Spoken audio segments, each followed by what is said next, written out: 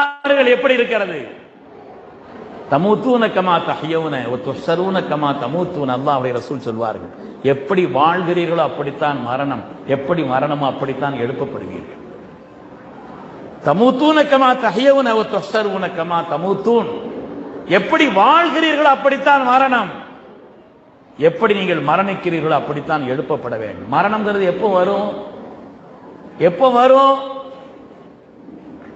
நான் ஒரு ஜனாசாவில் கலந்து கொண்டேன் பெருமக்களே.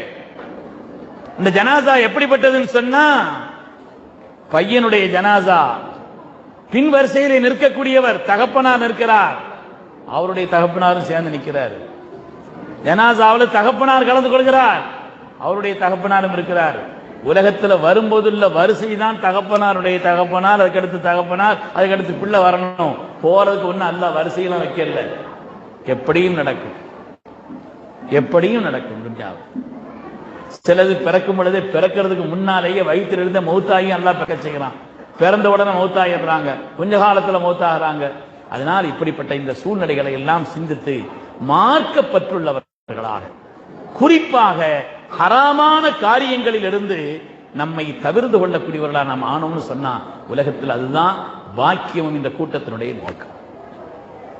நாம ரகசியமான வாழ்க்கையிலையும் சரி, என் ரப்பு என்னை பார்த்து கொண்டிருக்கிறான் என்ற அந்த பேர் உணர்வோடு வாழ்ந்தோம் என்று சொன்னால், தனிப்பட்ட நம்முடைய வாழ்க்கை, குடும்ப வாழ்க்கை, சமூக வாழ்க்கையில் மிகப்பெரிய மாற்றமும் சீர்திருத்தமும் தானா உண்டாய். இன்னைக்குள்ள நிலை எப்படி இருக்கிறதுன்னு பார்க்கிறோம். யாரும் சொல்லி காட்ட வேண்டியதெல்லாம் இல்லை. நம்முடைய நிலைகள் எப்படி இருக்கிறது? செல்போனுடைய கலாச்சாரம், செல்போனுடைய கலாச்சாரம் ஆதிக்கமும். பிறக்கும் பொழுது செல்போனோட பிறந்து வந்த மாதிரி தான் சில பேர் இருக்கான். கொஞ்ச நேரம் டவர் கிடைக்காம சுத்திக்கிட்டு இருந்தா இவனுக்கு சுத்த ஆரம்பிச்சிருது. கொஞ்ச நேரம் டவர் கிடைக்கல, அது ஒரு மாதிரி சுத்துதுன்னா இவன் ஹாலே மாறிடு, கோவப்படுறான், ரோஷப்படுறான், வேகப்படுறான். செல்போனுடைய ஆதிக்கத்தின் நிலை, சகவாசத்தினுடைய தோஷம் எளிதில் கிடைக்கிறது என்ற காரணத்தினால், எதிரிகளுடைய சூழ்ச்சியினால் நம்முடைய இளைய சமுதாயத்திலேயே போதையை உண்டாக்கக்கூடிய ஒரு நிலை. நான் சொல்லும் வார்த்தையை கவனியுங்கள்.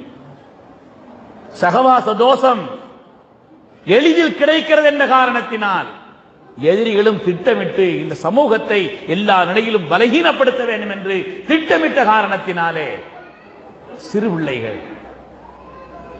பிள்ளைகள் அவங்களுடைய நிலை போதையினுடைய நிலைகளில் ஆகிக் கொண்டிருக்கக்கூடிய காட்சி. செல்போனுடைய ஆதிக்கம், போதைகளுடைய பாதிப்பு, காதல்